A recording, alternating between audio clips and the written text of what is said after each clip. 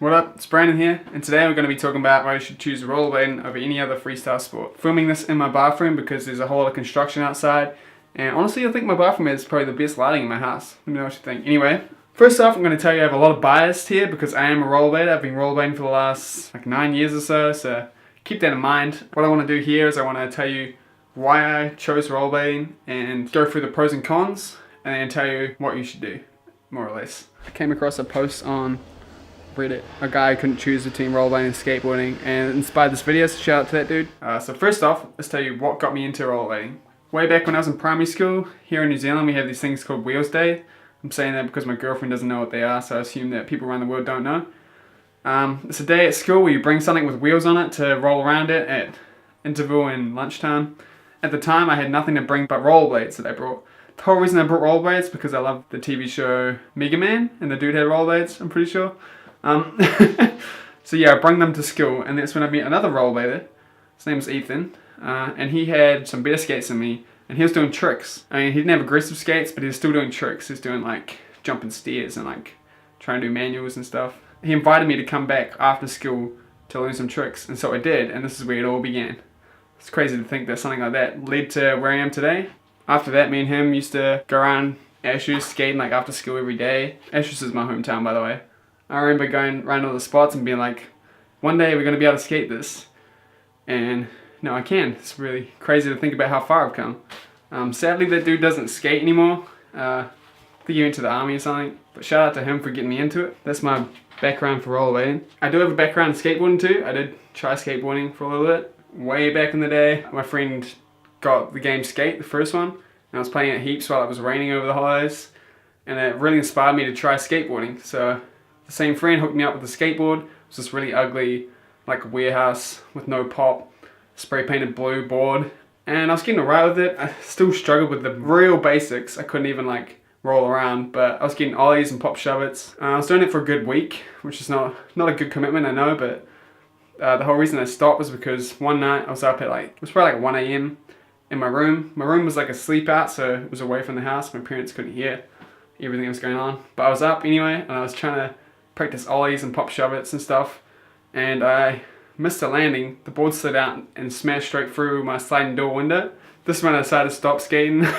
My parents didn't know that's how it broke. I actually just told them I was skating along in normal hours and I broke it. So don't tell them. I also just went back to rollerblading because I was a lot better at rollerblading, so it was a bit easier to stick with. So yeah, that's my background. Now I'm going to go through the cons of rollerblading. There are a few, which is kind of sad, but first off, you've got to be prepared to look very pathetic and awkward when you're trying to learn something, because unlike skateboarding or BMXing or anything, if you bail something, you can't ditch your skates, you're stuck on them, so you're going to stumble, you're going to look terrible, so be prepared for that. But once you get past that, it's going to look real cool, trust me. It's also a very, very small community, especially here in New Zealand, so you've got to be prepared to skate by yourself a lot. I know some people like that, I somewhat do. Sometimes it's nice to have your own space, but if you're a kind of person that really wants to be skating with people all the time, this probably isn't the sport for you. But there still is times where you can skate with a lot of people and it's a lot of fun. So, I don't know, that's not a good point. But yeah, just be prepared to be skating by yourself quite a lot. Another thing is, you have these big skates you have to carry around, and you can't just jump onto them. So say you're skating around, you want to go into a shop, you have to take the skates off. And honestly, it takes so long, it's honestly so annoying. And if you are carrying them around, they're quite heavy. If there are backpacks that have like slots for them, but it makes your backpack very wide, so that whenever you walk around, you're like shoulder barging people by accident, like hitting little kids in the face. It's very awkward. Be prepared for that. Another con would be, there's no flat round game to rollerblade. Unlike skateboarding, BMXing, scootering, they all have a flat round game. Rollerblading has nothing. You are really dependent on obstacles. You really need a rail or a ledge or something to skate. Otherwise you're just like doing manuals of 540s, and it's very dependent on obstacles, so be prepared for that as well. But now moving on to the pros, which there also are a few.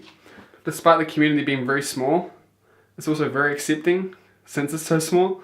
If you ever walk around the street, you see someone with a blade tee, you've suddenly got someone to skate with. Simple as that.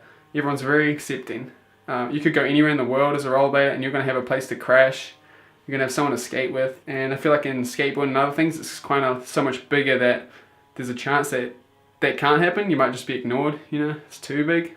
Another pro is that it's quite a quick early learning curve compared to skateboarding and BMX and stuff. It's quite easy to learn to jump. I think that's why I got a lot of hate at the start, because skateboarders were spending like months trying to learn how to ollie and ollie up things, but then you put on blades and like second day and you can jump up a box and stuff like that.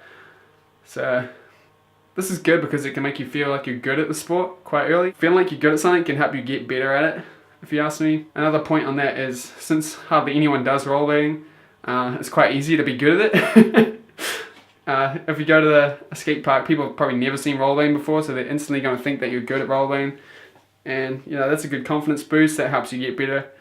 So definitely a pro there. Another pro would be this.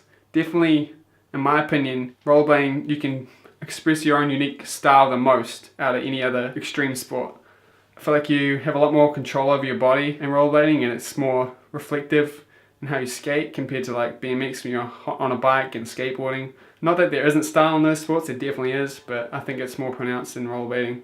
You also develop your own unique style a bit quicker in rollerblading, I think. The people I've learnt skating with all have very different styles to me, even though we all learnt skating at the same time. It's very unique. And probably the last pro thing I'm going to tell you is that it's very underground, so whenever you're out skating street, people are like amazed. It's crazy. They have no idea what you're doing. And unlike skateboarding, like, they don't know what we're doing, so we get kicked out a little bit slower, you know? It's a bit of an advantage. And people seem to be very hyped about it. It's cool. Might just be Wellington though, because I've definitely had some haters in the time, but yeah, that's that. That's all the pros and cons. Rollerblading is going to be my #1 passion in life. The last 2 years of my life, I was looking at other things I was interested in, and nothing really lived up to the same passion levels as rollerblading does for me. I started rollerblading a lot less the last couple of years because I was trying to look for that, but now I just realized that nothing's the same, so I'm getting into rollerblading a lot more, and it's a lot of fun, and I highly recommend you guys do it as well. But as a summary overall, I think you should give everything a go. Don't just choose one to stick with. Try skateboarding, BMXing, scootering, rollerblading, because the one that you want to do will stick out to you. You'll know it. It's just it's an experience thing. But I do hope you rollerblade, because we need some rollerbladers. So yeah, that's my opinion on why you should rollerblade, I guess. Hope you enjoyed this video and my dope background and lighting at the moment. Right now I gotta go over Slug and film the rest of our VOD. Pretty hyped. He's like literally on the way right now, I think. Huge shout out to my first Patreon, Debbie. I'm hella hyped. And also, stay tuned for an update on Lace. I'm wearing the shirt right now. If you haven't noticed, it was shirts. So, and if you want to get your hands on one of the first ever prints, I'm doing a deal right now where the next Patreon I get will get one of these shirts. It doesn't matter what tier you choose, you're gonna get one of these shirts. I'll send it out to you. Maybe even sign it if you want. But yeah, thank you so much for watching. Hope you enjoyed, and I'll see you tomorrow. Peace out.